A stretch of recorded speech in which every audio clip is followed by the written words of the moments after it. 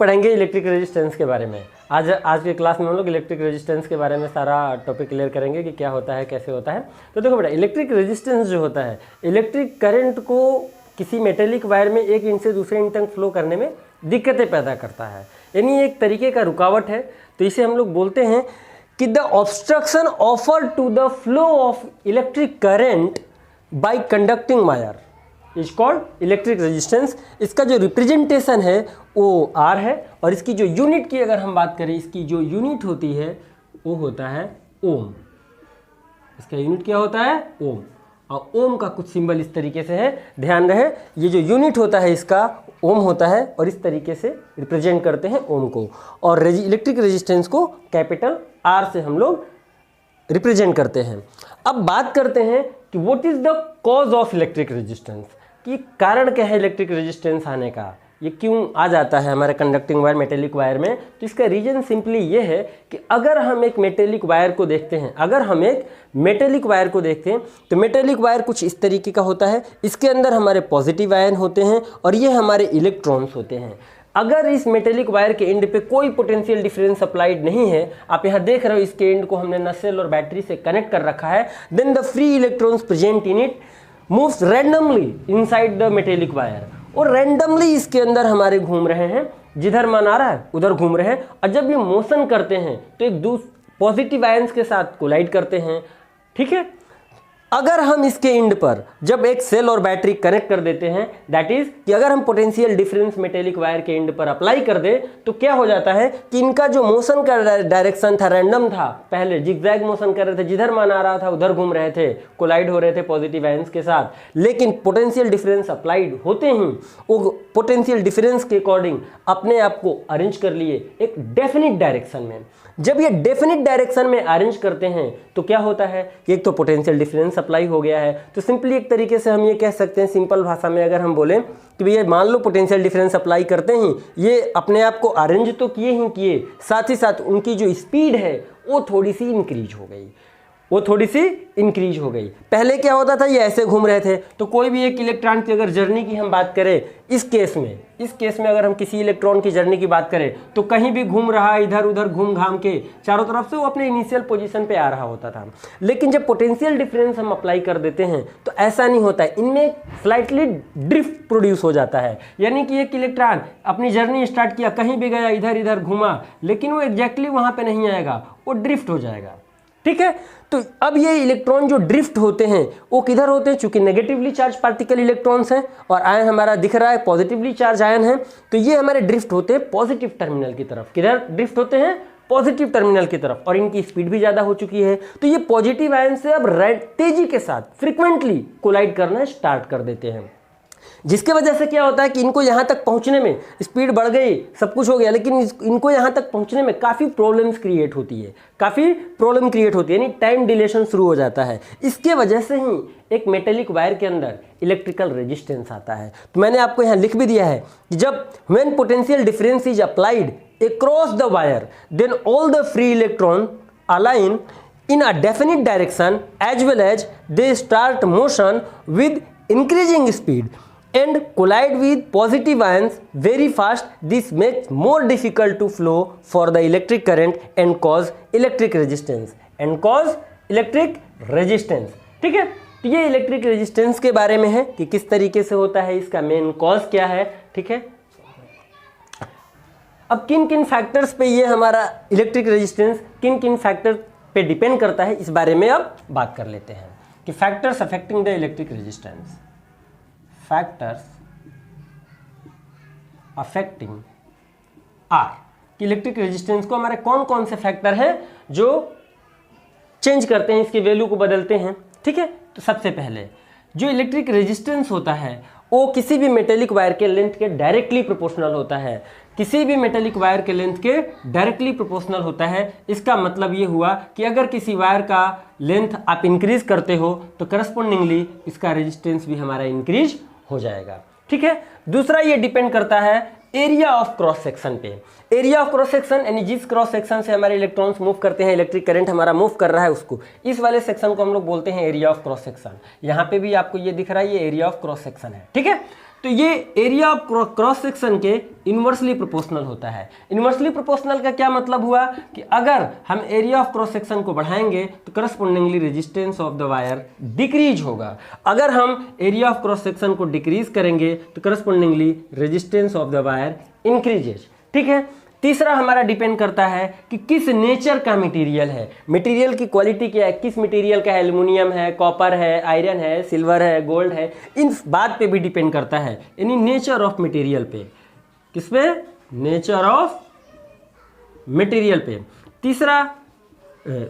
चौथा इस बात पे डिपेंड करता है कि इस मेटेलिक वायर का, इस वायर का टेम्परेचर क्या है। तो जैसे जैसे टेम्परेचर राइज होता है वैसे वैसे हमारा उस वायर का रेजिस्टेंस भी चेंज होता है, इंक्रीज होता है। तो with rise in temperature resistance of the metallic wire और कंडक्टिंग वायर इंक्रीजेज। लेकिन वो ना इन्वर्सली प्रोपोर्शनल है, ना डायरेक्टली प्रोपोर्शनल के फॉर्म में चेंज होता है, ना इन्वर्सली प्रोपोर्शनल के फॉर्म में। वो किस तरीके से इंक्रीज होता है वो अभी हम आपको एक फॉर्मूला लिख के दिखाते हैं वो किस तरीके से चेंज होता है। तो देखो बच्चों, यहाँ पे जो हमने अभी आपको बताया कि जो इलेक्ट्रिकल रेजिस्टेंस है with rise in temperature increase होता है। तो किस फॉर्मूले से होता है, किस तरीके से होता है, ये हम आपको बताते हैं। कि हमने लिख दिया सिंपली कि with increase in temperature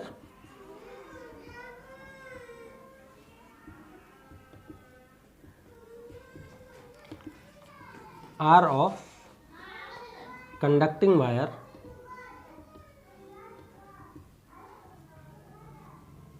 increases. तो with increase in temperature resistance of conducting wire increases. इसका एक सिंपल सा फॉर्मूला होता है RT is equal to R not 1 plus alpha into delta T.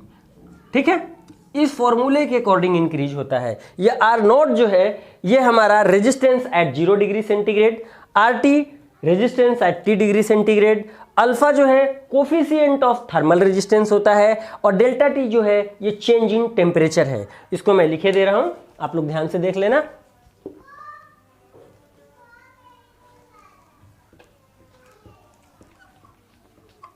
ठीक है, ये जो हमारा आर नॉट था ये है आर एट 0 डिग्री सेंटीग्रेड या कह लो 0 केल्विन एक तरीके से। ठीक है, आर टी जो है ये हमारा है resistance at T degree centigrade, alpha जो है ये है coefficient of thermal resistance, thermal resistance. ठीक है, और डेल्टा टी जो है ये हमारा चेंज इन टेम्परेचर है, चेंज इन टेम्परेचर है। ठीक है,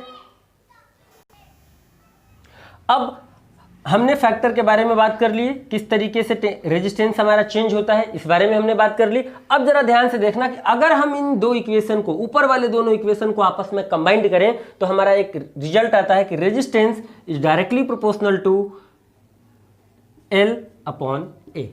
L is the length of the wire, A is the area of cross section. अब जब प्रोपोर्शनल के सिंबल को हम लोग हटाते हैं तो एक यहाँ पे कांस्टेंट टर्म आता है L अपॉन A।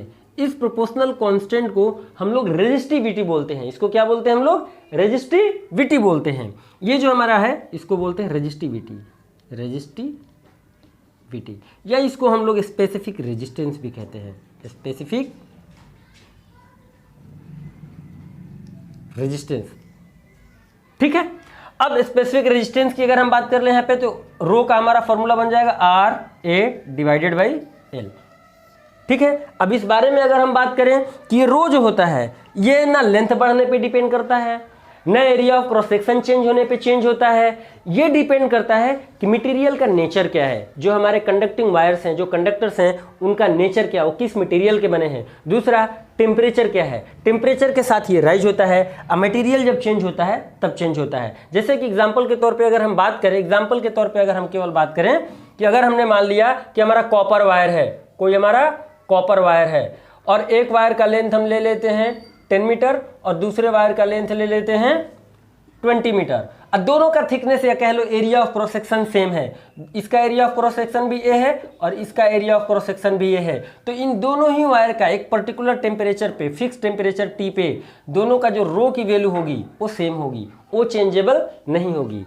यानी कि जो हमारा स्पेसिफिक रेजिस्टेंस है या रेजिस्टिविटी है वो वायर के लेंथ चेंज होता है, थिकनेस चेंज होता है, उस पर डिपेंड नहीं करता। अगर उसका टेम्परेचर चेंज होगा तो चेंज हो जाएगा, और अगर मटेरियल चेंज होगा तो चेंज हो जाएगा। ठीक है, रो का फार्मूला जैसा कि आप लोगों ने पढ़ा अभी कि रो जो होता है equal to R A by L. अगर इसकी यूनिट की बात करें तो रेजिस्टेंस का यूनिट सिंपली क्या होता है ओम, एरिया का यूनिट सिंपली क्या होता है मीटर स्क्वायर, और लेंथ का हमारा मीटर। तो मीटर से 1 मीटर हमारा कैंसिल हो गया, तो हमारा जो रो का यूनिट बचा वो क्या बचा ओम मीटर।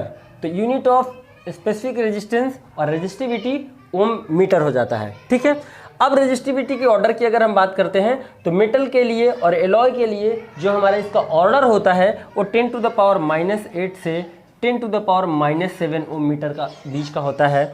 और जो हमारे सेमीकंडक्टर्स होते हैं इसके लिए जो हमारा इसका ऑर्डर होता है वो 10 to the power -5 ohm metre के बराबर होता है। और इंसुलेटर्स के लिए ऑर्डर 10 टू द पावर 8 से लेके 10 to the power -16 ohm metre तक होता है।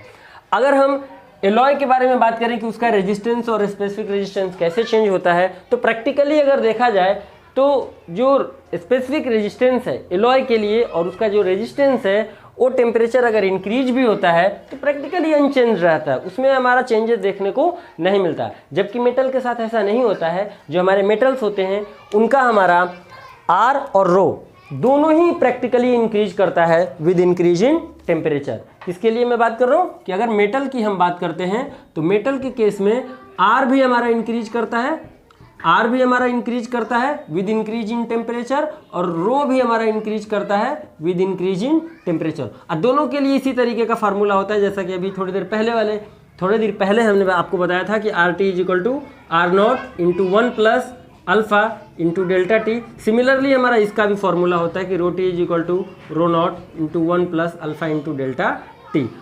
ठीक है, मीनिंग्स इनके सेम होते हैं जैसा कि मैंने बताया है अभी थोड़ी देर पहले बताया था कि ये हमारा T डिग्री सेंटीग्रेड का रेजिस्टेंस है, ये 0 डिग्री सेंटीग्रेड का रेजिस्टेंस है, ये हमारा कोफिशिएंट ऑफ थर्मल रेजिस्टेंस है, और ये चेंज इन टेम्परेचर। सिमिलरली ये हमारा T डिग्री सेंटीग्रेड का स्पेसिफिक रेजिस्टेंस है, ये 0 डिग्री सेंटीग्रेड का स्पेसिफिक रेजिस्टेंस है, और अल्फा जो है वही है सेम टू सेम कि कोफिशिएंट ऑफ थर्मल रेजिस्टेंस, और ये हमारा चेंज इन टेम्परेचर है फॉर द गिवन मटेरियल। ठीक है, तो ये सब हमारा इस तरीके से स्पेसिफिक रेजिस्टेंस और रेजिस्टेंसेज हमारे चेंज होते हैं। ठीक है, इसके बाद इसमें एक छोटा सा और चीज़ आ जाता है, कंडक्टिविटी आ जाता है। इसमें एक छोटा सा और आ जाता है conductivity.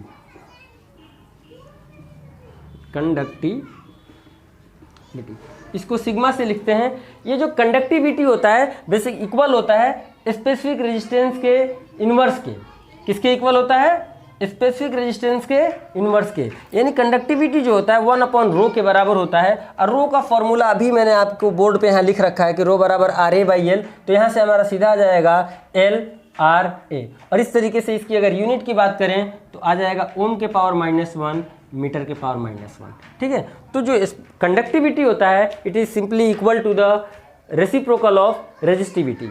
It is simply equal to the reciprocal of resistivity.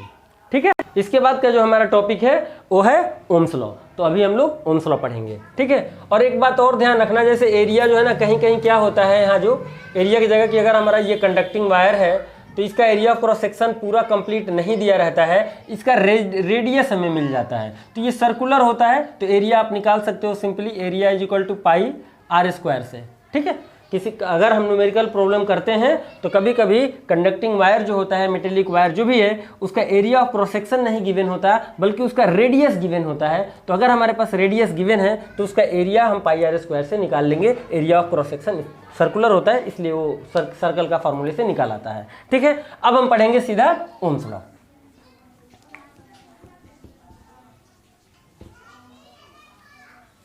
देखो बच्चों, तो ओम्स लॉ में क्या बताया गया है?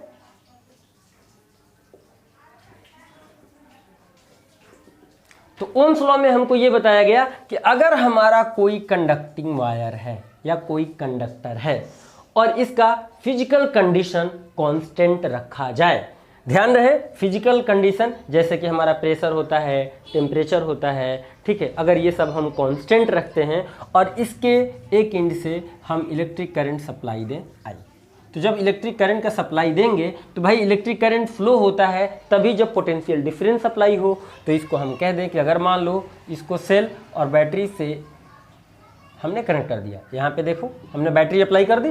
अगर हम बैटरी अप्लाई कर दी तो ये हमारा इस इंड से यानी ए इंड से बी इंड की तरफ हमारा इलेक्ट्रिक करंट फ्लो होने लगा। ये वाला इंड हायर पोटेंशियल क्या है, क्योंकि positive terminal of the battery से कनेक्टेड है। ये वाला लोअर पोटेंशियल है because of negative terminal of the battery से कनेक्टेड है। तो हायर से लोअर की तरफ हमारा करंट फ्लो होने लगा। इसमें कोई दिक्कत वाली बात यहाँ नहीं है। और ये uniform area of cross section का है, हर जगह एक जैसा है, एक समान है। तो जो हमारा करंट है, अब इन दोनों के इंड पे जो हमारा पोटेंशियल डिफरेंस आ गया है इस सेल और बैटरी की वजह से, इसके डायरेक्टली प्रोपोर्शनल होता है। तो अकॉर्डिंग टू ओम्स लॉ कि अगर हमारा किसी वायर का, किसी मेटल का, किसी कंडक्टर का physical condition such as pressure और टेम्परेचर कांस्टेंट होता है, तो जो potential difference across the end of conductor है, potential difference that is directly proportional to the flow of electric current through the area of cross section of the given wire. और जब इस चीज़ को हम प्रोपोर्शनल के साइन को हटा के इक्वल लगाते हैं तो यहाँ पे एक कांस्टेंट आ जाता है, ठीक है। और इस कांस्टेंट को ही हम बोलते हैं रेजिस्टेंस, इसी को हम बोलते हैं resistance of given wire, given metallic wire, ठीक है। तो ये हमारा ओम्स लॉ होता है कि at constant physical condition such as pressure and temperature potential difference applied across the end of wire is directly proportional to the electric current flow through the wire, that is simply इसको ऐसे लिखेंगे कि V proportional to I and V equal to RI, where R is proportionality constant, it is called resistance of the given metallic wire, ठीक है। अब इसमें आगे बढ़ते हैं और कि यहाँ से अगर देखा जाए R का फॉर्मूला, तो R बराबर हमारा यहाँ से सिंपली क्या निकल के आएगा कि R is equal to V upon I। तो अगर हम इनके बीच ग्राफ प्लॉट करें कि V वर्सेस I के लिए अगर हम ग्राफ प्लॉट करें, V वर्सेस I का ग्राफ प्लॉट करते हैं, सपोज इस एक्सिस पे हमने V को रखा और इस एक्सिस पर अगर हम I को रखें तो हमें एक स्ट्रेट लाइन मिलता है। कैसा मिलता है? एक स्ट्रेट लाइन मिलता है। और ये जो स्लोप है इसी को हम लोग स्लोप बोलते हैं, और स्लोप जो होता है इक्वल टू tan थीटा। तो इसी स्लोप जो होता है वही रिप्रेजेंट करता है रेजिस्टेंस ऑफ द वायर को। ध्यान रहे, स्लोप जो होता है वही रिप्रेजेंट करता है किसको? Resistance of the given wire को, रेजिस्टेंस ऑफ द गिवन। देखो, तो अब हम लोग पढ़ेंगे वेरिफिकेशन ऑफ ओम्स लॉ। तो वेरिफिकेशन ऑफ ओम्स लॉ के लिए ये हमारा प्रैक्टिकल अरेंजमेंट है, जिसमें हमारा ये आपको कंडक्टर दिख रहा है ए बी, और ए बी के ए इंड को हमने क्या कर रखा है, एक अमीटर से जोड़ रखा है जो कि करंट की वैल्यू को मेजर करेगा। अमीटर के एक सिरे को लिया हमने रियोस्टेट के साथ कनेक्ट कर दिया। रियोस्टेट का एक इंड हमने किससे लिया? बैटरी के पॉजिटिव टर्मिनल से। और इसका जो बी इंड है वो सीधे की के साथ negative terminal of the battery से कनेक्ट कर रखा है। और ए और बी के इंड पर हमने एक क्या लगा रखा है? वोल्टमीटर कनेक्ट करके रखा है। वोल्टमीटर हमारा इसके इंड के वोल्टेज को मेजर करेगा, पोटेंशियल डिफरेंस को मेजर करेगा, और कितना करंट फ्लो हो रहा है वो ये मेजर करेगा अमीटर, ठीक है। अब हम क्या करते हैं, इसको हम लोग शिफ्ट करते हैं आगे पीछे। जैसे मान लो यहाँ पे ले आए शिफ्ट करके, इसको यहाँ पे ले आए शिफ्ट करके, यहाँ पे ले आए शिफ्ट करके, यहाँ पे ले आए शिफ्ट करके। तो जब हम इसको वैरी कराएंगे आगे पीछे, यानी आगे ले जाओ और पीछे ले जाओ, तो इसके करस्पॉन्डिंग आई की वैल्यू और वी की वैल्यू चेंज होती है। क्या होती है? आई और वी की वैल्यू चेंज होती है। तो जैसे फॉर एग्जांपल के तौर पे ये पोजीशन 1 कंसीडर कर लो, ये 2 कंसीडर कर लो, ये 3 कर लो और ये 4 कर लो। हमने यहाँ टेबल बना रखा है सीरियल नंबर, वोल्टेज का, करंट का, और ये आर वी अपॉन आई की वैल्यू का, ठीक है। तो हमने क्या किया कि पहले 1 वाले पोजीशन पे इसको रखा, ठीक है, और ये नहीं था, यानी सीधे इसको ले जाके 1 के पोजीशन पे टच किया, और इसके करस्पॉन्डिंग जो हमारा v का वैल्यू आया और जो हमारी ये अमीटर रीड कर रहा है, इन दोनों वैल्यू को नोट किया इसमें से और अपने टेबल में नोट कर लेंगे, लिख लेंगे। v1 i1 आया। सपोज कि 1 वाले सिचुएशन में वोल्टेज हमारा v1 कोई रीडिंग बता रहा था, अमीटर हमारा कोई i1 रीडिंग बता रहा था। उसके बाद हमने उसको थोड़ा चेंज किया, इस पोजीशन में ला के रख दिया। अब इसके करस्पॉन्डिंग हमारे अमीटर की रीडिंग और वोल्ट मीटर की रीडिंग चेंज हो गई। अब वो सपोज दैट ये V2 हो गया और इसमें रीडिंग I2 आ रही है, तो ये नोट कर लेंगे V2 I2। फिर इसी तरीके से तीसरे का करेंगे, उसमें आ जाएगा कुछ डिफरेंट वैल्यू। फिर चौथे में करेंगे इसी तरीके से आ जाएगा कि V4 I4, ठीक। और इनका रेशियो यहाँ निकालते चले। सपोज ये R1 आया, ये R2 आया, ये R3 आया, ये R4 आया। अब देखो करना क्या है कि जब इनको हम लोग प्लॉट करेंगे एक ग्राफ पे, वोल्टेज वर्सेस, कि अगर ये हमारा वोल्टेज है और ये हमारा इलेक्ट्रिक करंट का एक्सिस है। तो अगर हम इन सारे पॉइंट्स को V और I के करस्पॉन्डिंग प्लॉट करते चलें तो हमको हमेशा एक स्ट्रेट लाइन मिलेगा। क्या मिलेगा? स्ट्रेट लाइन मिलेगा। यानी ये एक पॉइंट मिलेगा, एक ये मिलेगा, एक ये मिलेगा, एक ये जब ग्राफ पेपर पे जब एग्जैक्ट आपके पास न्यूमेरिक वैल्यू होगी और जब आप प्लॉट करोगे तो आपको सीधा स्ट्रेट लाइन मिलेगा। सपोज ये वाला हमारा I1 हो जाएगा, ये हमारा I2 हो जाएगा, ये हमारा I3 हो जाएगा,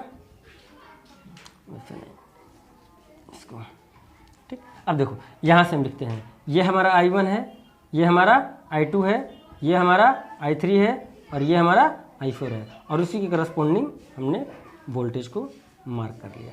ठीक है, ये हमारा V1 है, ये हमारा V2 है, ये हमारा V3 है, ये हमारा V4 है। अब सोच रहे होगे तुम लोग कि हमने I1 यहाँ क्यों लिखा, I1 यहाँ क्यों नहीं लिखा। ठीक है, तो देखो इसके पीछे भी एक रीज़न है। I1 की वैल्यू आपको दिख रहा है ज़्यादा लिया है मैंने, इसके करस्पॉन्डिंग वोल्टेज भी हमने ज़्यादा लिखा है क्योंकि इतना वैल्यू हो गया V1 का। तो हमने I1 को ज़्यादा क्यों लिया, V1 को ज़्यादा क्यों लिया, ये बताते हैं। इसको समझो कि देखो ये है क्या एक्चुअल में, ये तो रेजिस्टेंस है ना। अब जब इसको हम एग्जैक्टली यहाँ पे टच करेंगे तो बैटरी से जो भी हमारा करंट ड्रॉ होगा वो डायरेक्ट वायर में चला जाएगा इस रेजिस्टेंस से के बिना। जब डायरेक्ट इसमें चला गया तो हमारी जो रीडिंग आएगी वो ज़्यादा आएगी, इसके करस्पॉन्डिंग वोल्टेज भी हमारा ज़्यादा होगा। अब हमने क्या किया कि जब इसके पोजीशन को चेंज कर दिया, यहाँ पे ला दिया, तो देखो अब इलेक्ट्रिक करंट जो होता है इतना एक्स्ट्रा ऑब्स्ट्रक्शन को सफ़र कर रहा है। तो जब ऑब्स्ट्रक्शन को सफ़र कर रहा है, रुकावट को पार करके आगे बढ़ रहा है, तो ऑब्वियस सी बात है कि यहाँ पे करंट की वैल्यू कम आएगी। तो दूसरे सिचुएशन में हमारी करंट की वैल्यू थोड़ी कम आई। चौथे वाले में हमने इसको सीधा इंड पे लाके कनेक्ट कर दिया था। तो जब इंड पे करेंगे तो अब ज़्यादा हमारी प्रॉब्लम्स हो गई हैं, यानी ज़्यादा मार्ग में, मतलब उसके रास्ते, इलेक्ट्रिक करंट के रास्ते में ज़्यादा रुकावटें हैं। तो अब इलेक्ट्रिक करंट की वैल्यू और कम आ जाएगी, इसलिए फोर्थ वाला का सबसे कम वैल्यू लिया है। ठीक है, तो ये इसको जब हम क्लोज ले जाते हैं, बैटरी की तरफ ले जाएंगे, तो हमारी आई की वैल्यू ज़्यादा होगी, इसके करस्पॉन्डिंग वोल्टेज ज़्यादा होगा। और जैसे रियोस्टेट पे दूसरे इंड की तरफ हम लेके जाएंगे इसको मूव करा के, तो हमारी करंट की वैल्यू कम होगी, इसके करस्पॉन्डिंग हमारा वोल्टेज भी कम होता है। और जब इसको आप प्लॉट करोगे तो स्ट्रेट लाइन ही मिलना चाहिए। अगर स्ट्रेट लाइन नहीं मिल रहा है तो आपने कहीं ना कहीं कुछ अपने इस अरेंजमेंट में गड़बड़ किया है, या तो आपने, आपका ये जो इंस्ट्रूमेंट है इसको आपने सही से चेक नहीं किया था, बिना चेक किया आपने लगा दिया था। इसमें भी एरर्स होते हैं, तो हमें एरर को बाकायदा चेक करके तब हमें उन इक्विपमेंट्स को कनेक्ट करना होता है। ठीक है।